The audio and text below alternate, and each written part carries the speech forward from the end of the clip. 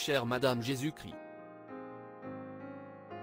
Si nous posions une question sur quoi que ce soit dans notre vie, il doit y avoir une vraie réponse. Il peut y avoir quelque chose qui s'en approche, mais il doit y avoir une réponse vraie, directe à chaque question. Ainsi, à chaque question qui se pose dans notre vie, il doit y avoir une réponse vraie et correcte. Si nous avons une question biblique, elle doit avoir une réponse biblique. Nous ne voulons pas que cela vienne d'un groupe d'hommes, d'une certaine confrérie, ou d'un éducateur, ou d'une dénomination. Nous voulons que cela vienne directement de l'Écriture. Nous devons savoir, quel est le lieu exact et véritable choisi par Dieu pour l'adorer? Dieu a choisi de rencontrer l'homme.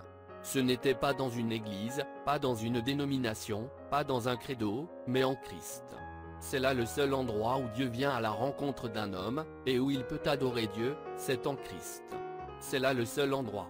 Peu importe que vous soyez méthodiste, baptiste, catholique, protestant, quoi que vous soyez, il n'y a qu'un seul endroit où vous pouvez adorer Dieu comme il faut, c'est en Christ. Le seul lieu correct et choisi par Dieu pour l'adorer, c'est en Jésus-Christ. C'est le seul moyen qu'il a pourvu. La Bible nous a promis un aigle dans Malachie 4, une colonne de lumière que nous devons suivre. Il montrera à l'Église dans l'erreur qu'il est Hébreux 13.8, Jésus-Christ le même hier, aujourd'hui, et éternellement.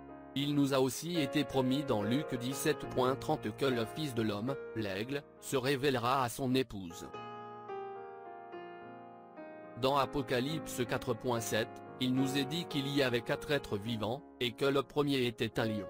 L'être vivant suivant, c'était un bœuf. Puis, celui qui venait ensuite, c'était un homme. Cet homme, c'était les réformateurs, l'instruction de l'homme, la théologie, et ainsi de suite. Mais la Bible dit qu'au temps du soir, le dernier être vivant qui devait venir, c'était un aigle qui vole. Dieu allait pourvoir d'un aigle pour son épouse du temps de la fin, le Fils de l'homme lui-même, se révélant dans la chair pour conduire son épouse. La Bible dit aussi que toutes les anciennes choses, dans l'Ancien Testament, étaient des ombres des choses à venir. Alors que cette ombre se rapproche, le négatif est absorbé dans le positif. Ce qui s'est produit alors est une ombre des choses qui allaient se produire aujourd'hui. Dans Samuel 8, l'Ancien Testament nous dit que Dieu avait pourvu de Samuel le prophète pour conduire le peuple. Le peuple s'est adressé à lui pour lui dire qu'il voulait un roi. Samuel en a été tellement consterné que le cœur a failli lui manquer. Dieu avait conduit son peuple au moyen de ce prophète consacré, confirmé par les Écritures, et celui-ci avait le sentiment qu'on l'avait rejeté. Il a rassemblé le peuple et les a suppliés de ne pas se détourner du Dieu qui les avait portés comme des enfants, qui les avait fait prospérer et qui les avait bénis. Mais ils ont persisté. Ils ont dit à Samuel, « Tu ne nous as jamais mal conduits. Tu n'as jamais été malhonnête dans les questions financières. Tu as fait de ton mieux pour nous garder alignés sur la parole du Seigneur. Nous apprécions les miracles, la sagesse, Dieu qui pourvoit et qui protège. Nous croyons à cela. Nous aimons cela. Et d'ailleurs, nous ne voulons pas nous en défaire. C'est seulement que nous voulons un roi qui nous conduise au combat. » Bon, bien sûr, quand nous irons au combat, nous voulons toujours que les sacrificateurs avancent en premier, et que Judas suive. Et nous sonnerons de la trompette, nous crierons et nous chanterons. Nous n'avons pas l'intention d'arrêter quoi que ce soit de cela. Mais nous voulons un roi qui soit l'un d'entre nous pour nous conduire. Ça, ce n'étaient pas les gens des dénominations de ce jour-là. En fait, c'étaient les gens qui proclamaient qu'il était en effet le prophète de Dieu choisi par Dieu pour les conduire. Oui, tu es un prophète. Nous croyons le message. Dieu te révèle sa parole, et nous aimons cela, et nous ne voulons pas nous en défaire, mais nous voulons quelqu'un d'autre que toi pour nous conduire, l'un des nôtres. Nous voulons toujours dire que nous croyons le message que tu nous as apporté. C'est la parole. Tu es le prophète, mais tu n'es pas la seule voix ni la plus importante. Il y a des braves gens dans le monde aujourd'hui, de bonnes églises. Mais il n'y a qu'une Madame Jésus-Christ, et c'est nous, ceux qu'il vient chercher. son épouse parole vierge et pure qui s'en tiendra à la seule voix de Dieu confirmée et prouvée comme étant l'ainsi dit le Seigneur. Si vous désirez vous joindre à nous ce dimanche, à midi, heure de Jeffersonville, nous serons toujours à l'écoute en ligne, à travers le téléphone, partout dans le monde. Voici ce qui se passera.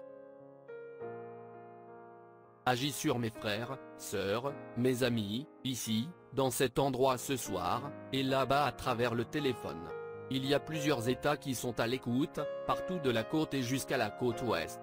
Je prie, Dieu bien-aimé, tout là-bas, de l'autre côté des déserts, là, à Tucson, là-bas en Californie, là-haut au Nevada et en Idaho, tout là-bas dans l'Est, et autour, là-bas au Texas.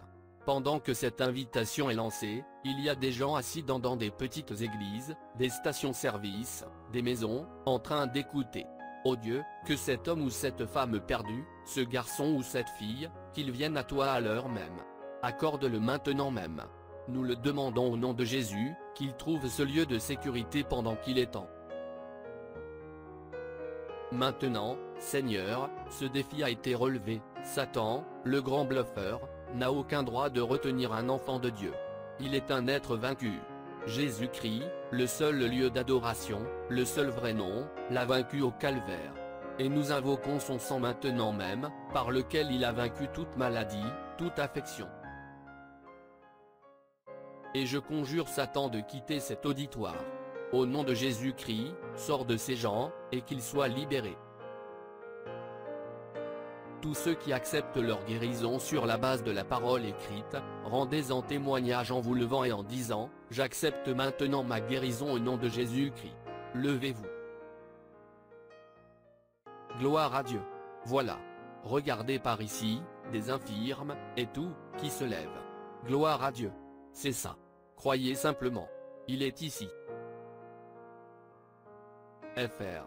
Joseph Branham.